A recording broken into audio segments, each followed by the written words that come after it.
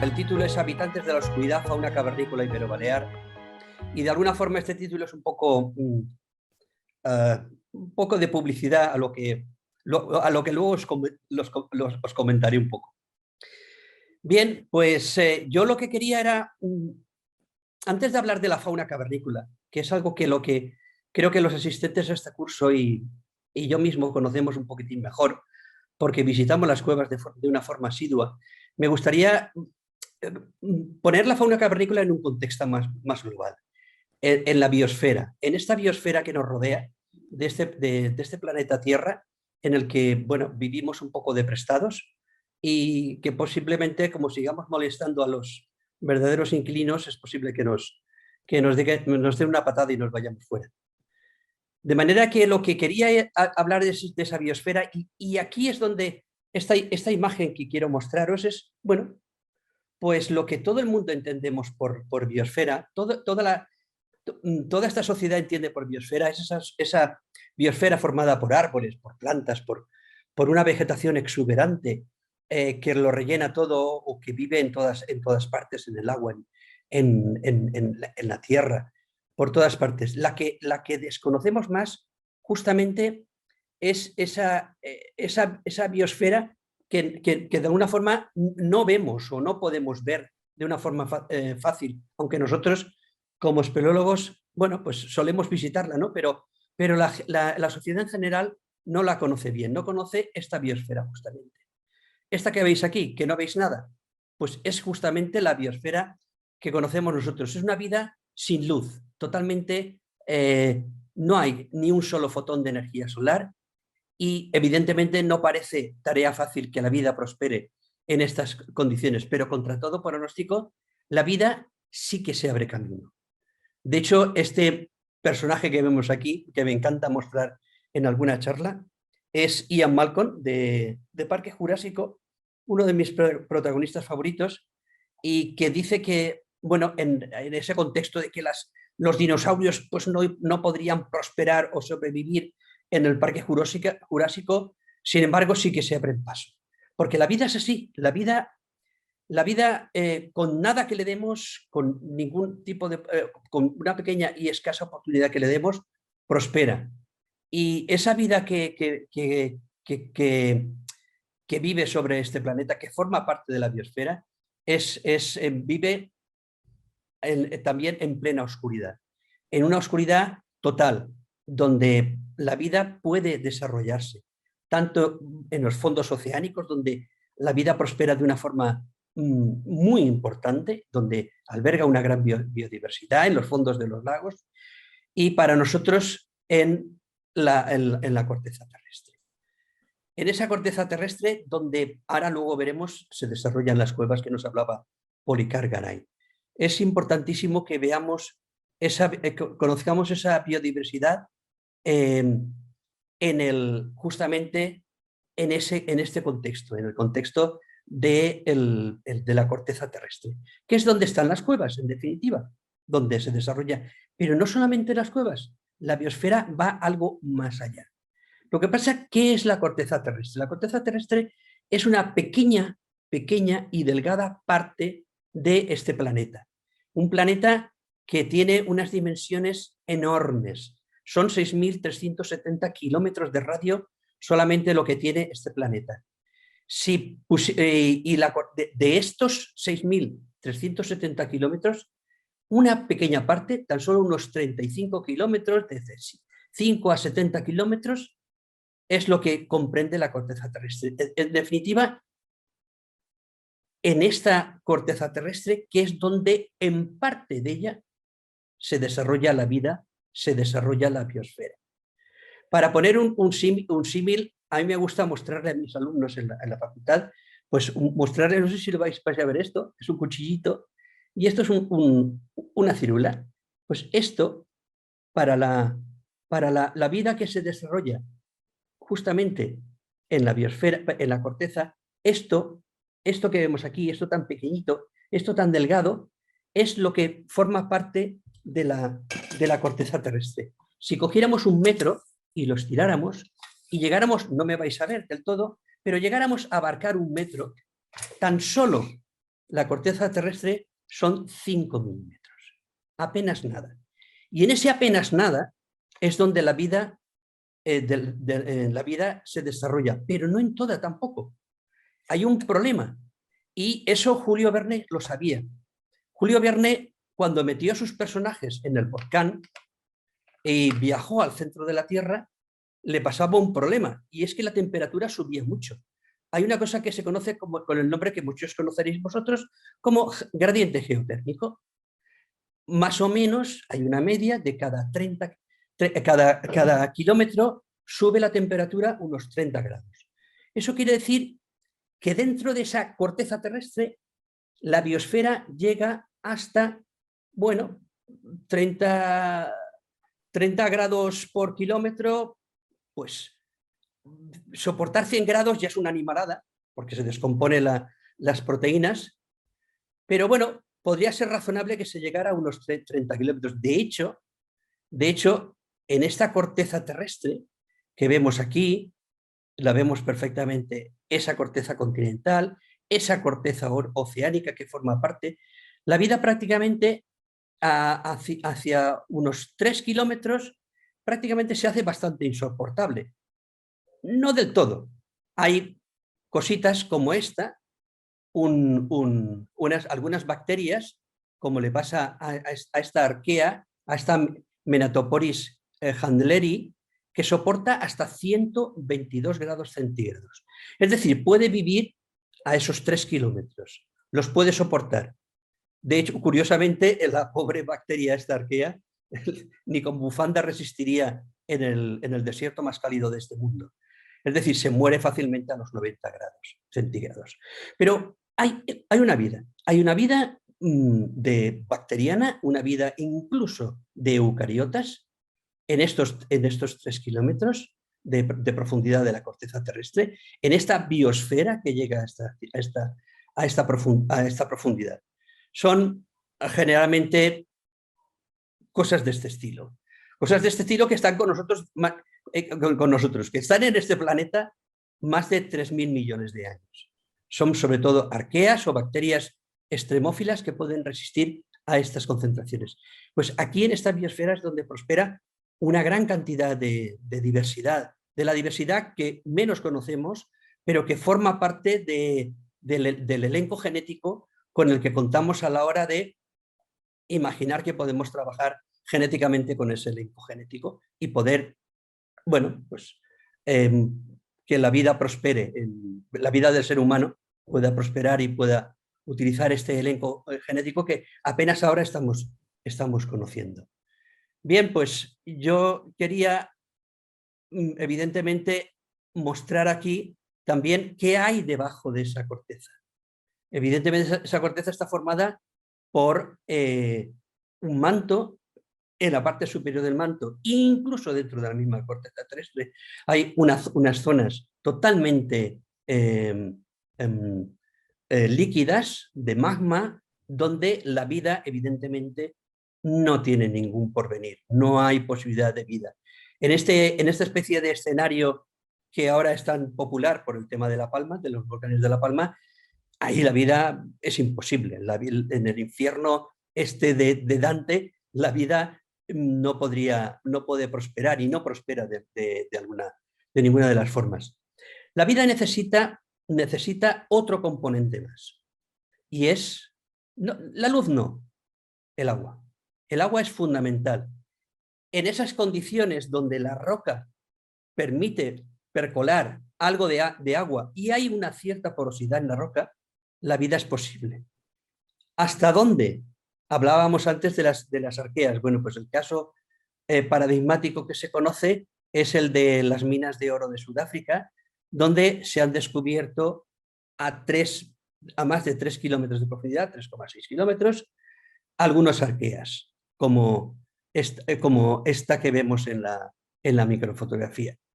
Esta es una de las arqueas típicas de esta profundidad, Y hay otras, no es la única. Hoy en día los pozos de sondeo están descubriendo cada vez una biodiversidad más rica. Os comentaba antes, bacterias, arqueas e incluso eucariotas, es decir, células con núcleo definido.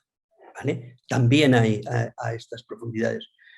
Viven generalmente en simbiosis, viven compitiendo, pero de alguna forma aquí prosperan. Y en estas minas de Sudáfrica, bueno, pues donde aparecieron hace unos 20 años los primeros resultados de muestreos de vida a más de 3 kilómetros, que ya es mucho, ya es mucho. En unas condiciones bastante cálidas, porque estamos hablando de unas minas que llegan a alcanzar hasta 60 grados centígrados a los 3 kilómetros, menos de lo que se podría esperar por el gradiente geotérmico. Y bueno, los trabajadores, evidentemente, gente con la necesidad de meterse en estos sitios, estos son de Sudáfrica, imaginaros que esto está lleno de mineros de color y aquí la respiración es casi imposible y el calor es asfixiante si no fuera gracias a aparatos de aire acondicionado y a ventilación forzada que permite el descenso a este tipo de minas.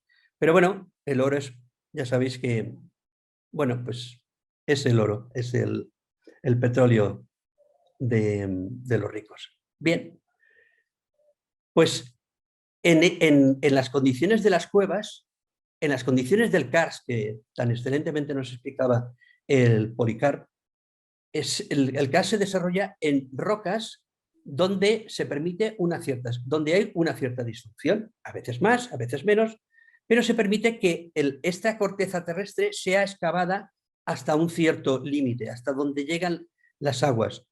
Y en estas condiciones la vida prospera de una forma más compleja. Es justamente cuando la roca permite unos ciertos espacios, sobre todo una cierta conexión e interconexión, es cuando la vida puede aumentar de complejidad. En las minas de oro de Sudáfrica son microorganismos. En las cuevas kársticas, por profundas que éstas sean, habrá una vida más compleja. Es la vida que nos interesa. De tal manera que la vida en las cuevas kársticas es un paso más en la complejidad de vida que podemos observar bajo de en la corteza terrestre, por debajo de nuestros pies, ¿vale? En el subsuelo. Es esa vida y eso lo permite justamente la gran interconectividad que tienen las rocas castificables. En el caso de las rocas castificables, la interconexión de los espacios, de los poros, de las grietas, de las galerías, de las salas, permiten justamente prosperar una vida un grado más compleja. No solamente microorganismos, también eucariotas pluricelulares como animales. ¿Vale? Evidentemente, en un medio sin oscuridad, lo que no hay, y ahora insistiremos, pero es una evidencia, no hay plantas, no hay organismos fotosintéticos. La vida vegetal es totalmente imposible. Bien, pues sigamos un poco adelante y veremos cómo en estas condiciones de cavidades, la vida incluso prospera a gran profundidad. Aquí vemos el ejemplo paradigmático de Crubera, Boloña. Es una cavidad de más de 2.100 metros de profundidad y la vida aquí se desarrolla. No es una vida tan solo microbiana, es además una vida animal, es una vida zoológica, es una vida con un alto grado mayor de complejidad, entendida la complejidad como la vida de organismos pluricelulares. ¿Más delicados? Vale, sí, la complejidad hace que el aumento de complejidad en la evolución de la vida hace que las cosas se compliquen mucho. También son más delicados. Somos más delicados, ¿vale? Que los microorganismos. Los microorganismos están con nosotros desde hace 3.000 millones de años. Nosotros nosotros no como seres humanos, sino me refiero a los seres pluricelulares, Estamos aquí prácticamente desde hace 600.000 años. Bien, pues en el caso, por cierto, del gradiente geotérmico, aquí no hay mucho problema. Estamos hablando de que suben unos 3 grados desde que llegas a la base del primer pozo hasta que llegas a los 2.000 metros. Tan solo 3 grados. El gradiente geotérmico en una cavidad, está totalmente descontrolado, es decir, no llega ni mucho menos a esos 30 grados. Ojalá, porque a mí me encantaría que los espeleólogos pudiéramos gozar en esos bivacs a 1.000 metros de profundidad de una temperatura de 30 grados. Estaría bastante bien, ¿vale? Pero no. ¿Por qué? Porque la interconectividad de los huecos de las galerías, de las grietas, de las salas, de todo, facilita una ventilación del sistema como si fuera un aparato de aire acondicionado y se ventila tanto que no se alcanza este gradiente geotérmico. Pero aquí la vida sí que puede prosperar y esa vida es la que conocemos, la fauna cavernícola de la que yo quería hablar. Y aquí tenéis la distribución de algunos organismos que se conocen, desde pseudoescorpiones, colémbolos, escarabajos, milpiés, ¿vale? Isópodos acuáticos, a lo largo de todo el desarrollo en este caso, en nuestro ejemplo, pero podríamos tenerlo también. Ahora, Krubera ya no es la cima más profunda del mundo, es Veroviquina, que la ha desplazado por unos cuantos metros, y también se conoce la fauna de aquí, y también llega la fauna aquí. Es una fauna bastante similar. De hecho, ambas cavidades, tanto Krubera Boroña como Veroviquina, están los dos en el macizo de Arábica, en los montes Gagra, en Abjasia. Con lo cual comparten también una comunidad de vida bastante similar. Bien, y ya me gustaría mostraros justamente una pequeña pirámide trófica que hemos realizado para que veáis comparar esa vida epígea en la parte superior. Supongo que se me verá el ratón. Tenéis la típica pirámide trófica del exterior, de esa fauna, de esa vida del exterior, donde tenemos productores fotosintéticos, plantas, algas, tenemos consumidores primarios, herbívoros, tenemos consumidores secundarios y tenemos consumidores terciarios, predadores de alto nivel, ¿vale? Pues eso mismo se trastorna totalmente en el subsuelo. En el subsuelo, y en este caso vamos a hablar de las cuevas exclusivamente, esta disposición de la pirámide se vuelve totalmente truncada. La parte de productores desaparece prácticamente. No es que no hayan, pero está formada principalmente por microorganismos quimiautotrofos y miolitotrofos, es decir, microorganismos que no necesitan la luz, sino utilizan, comen piedras, comen minerales para poder obtener la energía necesaria.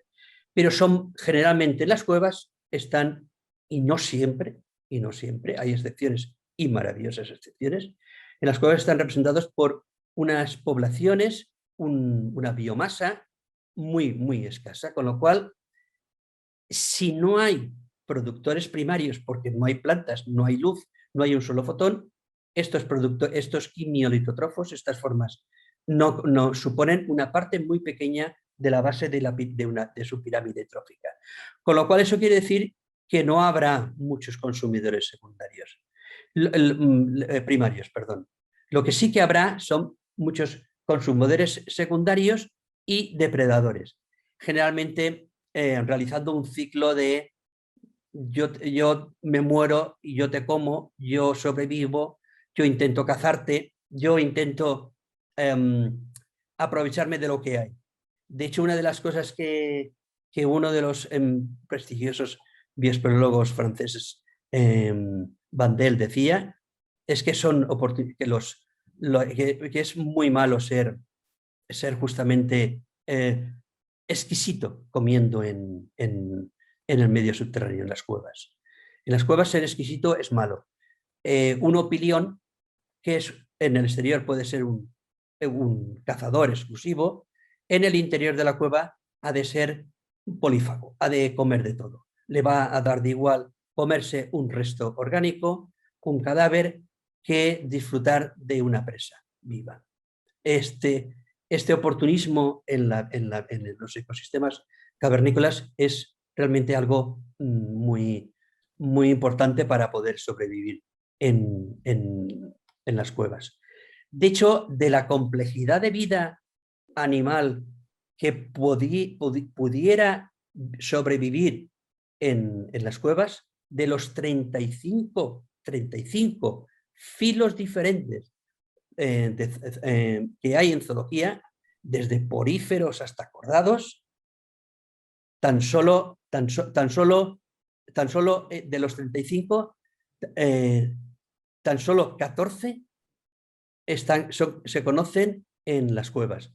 Y de ellos en realidad, es decir, mucho, 14, porque la mayoría son o platelmintos, nemátodos, anélidos, moluscos, artrópodos y algunos cordados. Y punto. No hay más diversidad zoológica en el mundo cavernícola. Ser cavernícola exige ser polífago, exige no necesitar de una actividad muy grande. No es bueno, no se dan grandes masas de reproducción en un medio. En ecología hay una expresión que es estratega de la K o estratega de la R. Ser estratega de la R es ser un mosquito. Pones muchas puestas, da igual, no cuides a la prole y ala. Y a dar mosquitos al mundo. Y sin embargo, un estratega de la K, que sería el ejemplo de un cavernícola, pone muy pocos huevos y los cuida mucho para dar una prole muy pequeñita. La energía necesaria en un caso es enorme, la energía necesaria en otro caso es mucho menor, es mucho más, no necesita de tanta energía. Porque en las cuevas lo que hay, aparte de que no hay productores fotosintéticos, no hay tampoco una exuberancia enorme de alimento, salvo en contadas excepciones y en determinados contextos de galerías con mucho guano o muchos restos vegetales. Bien, pues esta es un poco la diversidad que tenemos de cavernícolas.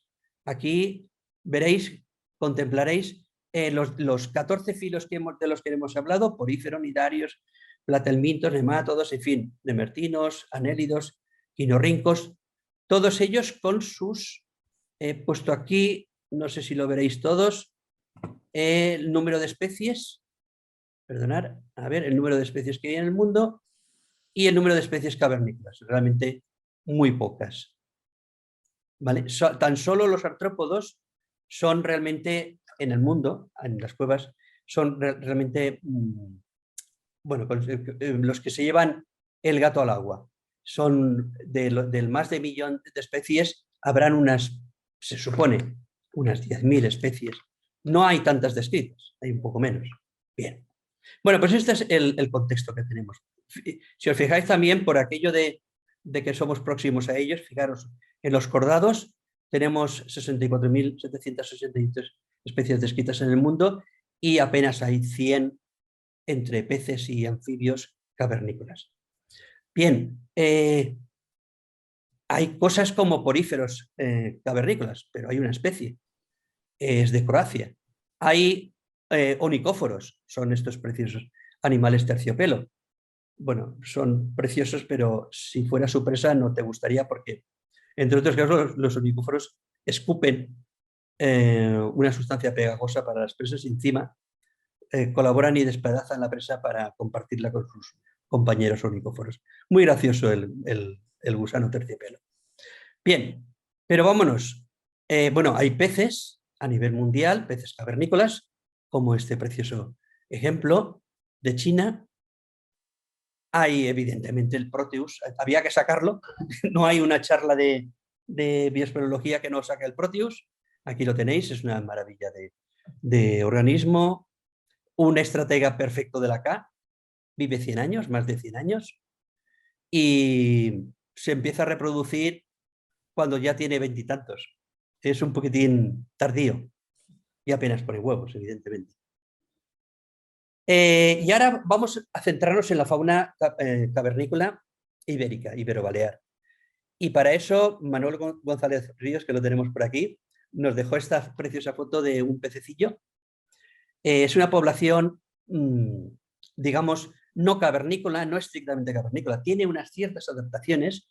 Se conoce de la cueva Real del Becerro, del complejo de arroyo de la Rambla, y es uno de los pocos peces que tiene alguna consideración de un cierto grado de adaptación al medio cavernícola, a los ecosistemas cavernícolas.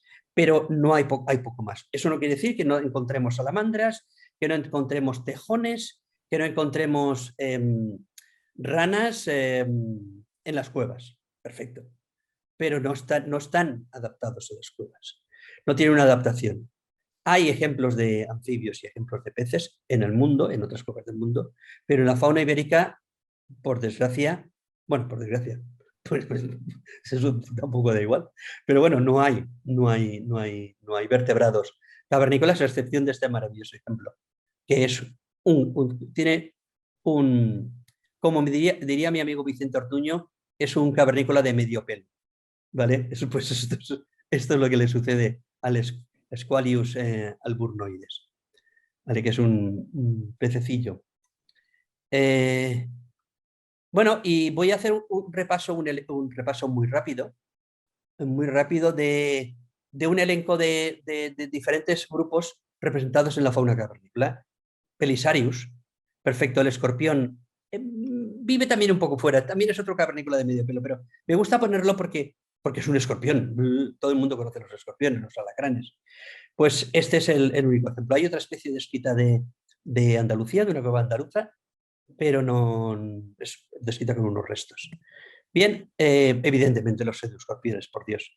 El Titanobotiquia magna, que es una especie de pseudoscorpión de un tamaño sorprendente, son más de 2 centímetros, si contamos los pedipalpos, es enorme, es gigantesco para lo que es una especie cavernícola. Y aquí es donde quiero remarcar una cosa muy importante. ¿Qué interés tiene la fauna cavernícola? El más importante es el interés, el enorme interés biológico de esta reducida diversidad de vida animal que encontramos en las cuevas.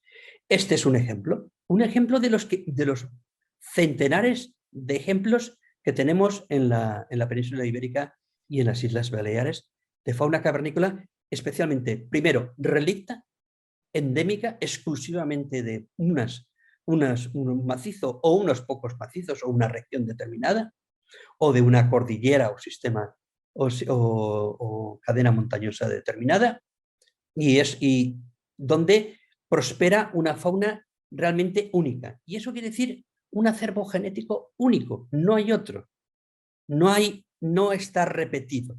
Y encima, este acervo genético, estas especies únicas y endémicas, son relictos de una fauna del pasado. De hecho, Titanobotiquia magna, junto con Troglobisium racovitzae, de las cuevas de los catalánides, es una familia que no vive en Europa, a excepción de estos dos ejemplos, Titanobotiquia, que es de la zona del Algarve portugués, y Troglobisium racovitzae. Ambos los dos forman parte de una misma familia y esta familia está representada en el continente americano y en estos reductos únicos. Esta importancia es súper relevante desde el punto de vista biológico, muy importante, pero vamos más allá. Tenemos palpígrados, los muestro porque esta es Euconomía valenciana, que es un grupo de arácnidos muy curioso y donde en las cuevas se encuentra una diversidad sorprendente y las cuevas ibéricas son un buen ejemplo de ello. arañas. Y he puesto la Spelearpactea levantina, que es un excepcional disterido, con las características típicas de las que no hemos hablado. No se puede hablar de todo en esta charla. Las características esas de adaptaciones al ecosistema cavernícola. Despigmentación, pérdida de órganos visuales, ralentización del metabolismo, es algo muy importante, ahora lo veremos si nos da tiempo. Sí. Bien. Otro ejemplo, un hallazgo muy reciente. Este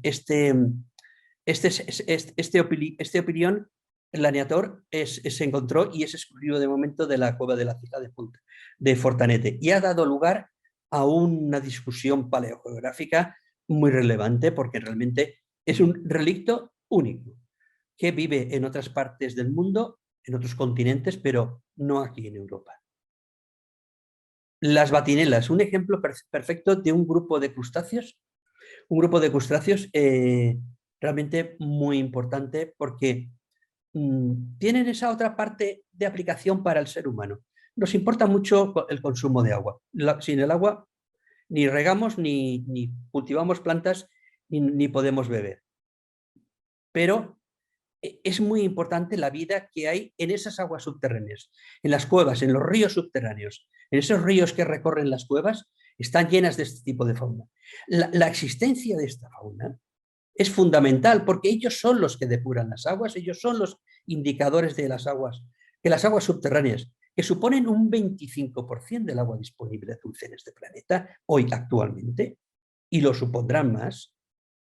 Pues estas aguas subterráneas dependen de la existencia de esta microfauna que de alguna forma nos indica su calidad y también la depura. Bien, un ejemplo precioso de un hallazgo de toda la vida, cantabroniscos primitivos, digo de toda la vida para los que conocemos un poco esto, el cantabronisco para nosotros es un poco un rey, ¿no? Es una es un isópodo medio acuático o medio terrestre, le da igual, en realidad es un iscoideo, eso quiere decir que es un isópodo terrestre, pero le da igual meterse en el agua y vive perfectamente en el agua. Ese le encuentra muy fácilmente en las cuevas de Cantabria. ¿Vale? Es otro de esos relictos extraños que no se sabe qué narices hace en las cuevas cántabras. Es un acervo genético único y exclusivo de estas cavidades. Tiflacia meravetensis, otro gran ejemplo de un decápodo, un crustáceo decápodo, una gamba, por decirlo de una forma sencilla. Bueno, sería una langosta. En pequeñita, que vive, es una familia que vive en lo que sería el antiguo mar, en las cuevas, exclusivamente cavernícola, que vive en las antiguas aguas epicontinentales, someras del antiguo mar de Tetis y del antiguo mar de Tetis cuando aún formaba parte América del conjunto de Europa. Otro relicto maravilloso, otro ejemplo de evolución estancada. Cantabrodesmus lorioli, un diplópodo, igual, lo mismo. Otro ejemplo de una especie fantástica con unas implicaciones de carácter biogeográfico sorprendentes, aparte de una morfología extraordinaria. Si nos diera tiempo y viéramos su estructura de órganos sensoriales súper complejos. Los órganos sensoriales son una maravilla en la fauna cavernícola. Tienen un desarrollo por encima de lo normal. Un quilópodo, el Litobius descoi, un ejemplo también paradigmático de la belleza y de la adaptación al mundo subterráneo. Dipluros como este, me entretendría mucho con él, pero no tenemos tiempo.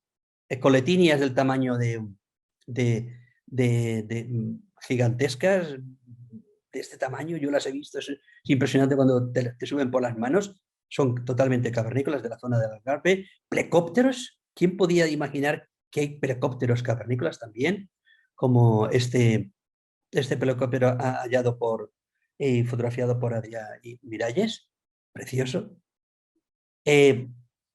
Bueno, el último descubrimiento, digamos que a mí más me gusta, Valenciolenda fadaboresta, un hemíptero homóptero del grupo de las cigarras impresionante la belleza de este ser relicto totalmente, totalmente, una familia, una subfamilia desconocida en toda Europa. Leiódidos, evidentemente, un grupo de escarabajos con una estrategia tipo K, como la que decíamos, ponen, en lugar de poner huevos, muchos huevos, ponen huevos muy grandes, una sola larva, un desarrollo muy lento. Es muy curioso. El estudio del metabolismo de estos seres se está emprendiendo y realmente es fascinante. Una joya, el Diplobates nebotis, carábidos. Hay un sinfín de carábidos impresionantes, como, el grupo de los afaenos, que evolucionan y se diversifican en la zona de los Pirineos. Es impresionante también la diversificación y las adaptaciones de este grupo de escarabajos. Y ya está. Con esto quiero acabar. Esto es simplemente para ponerlo como recordatorio de lo que hemos dicho. Y una mención última. Este es el libro que unas 40 personas, 40 autores diferentes y más de 60 fotógrafos están colaborando para hacerlo realidad. Dentro de unos meses saldrá seguramente la edición de Habitantes de la Oscuridad, la fauna cavernícola ibero-balear. Espero que darle un poco de Paulo, porque es un proyecto que he emprendido con toda esta gente, pero editorialmente a solas, pero quiero llevarlo adelante. Es un proyecto de esos que a veces son proyectos de vida, ¿no? Bien, y gracias por vuestra atención.